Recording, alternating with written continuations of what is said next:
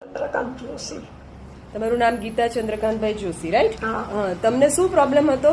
ઘૂંટણનો problem હતો, કયા પગમાં? જમણા પગમાં. અને કેટલા દિવસથી ટ્રીટમેન્ટ ચાલે છે? આજે 7મો દિવસ છે. કેવું લાગે છે આજે? સારું લાગે છે. બિલકુલ મટી ગયું? હા, શું તકલીફ થતી હતી પહેલા?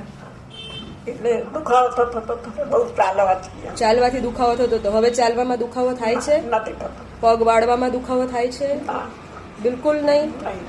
દાદરા ચડ ઉતર કરવામાં એમાં પણ નહીં. બરોબર ચડાઈ કરે છે. બધું જ સરસ છે. ઓકે.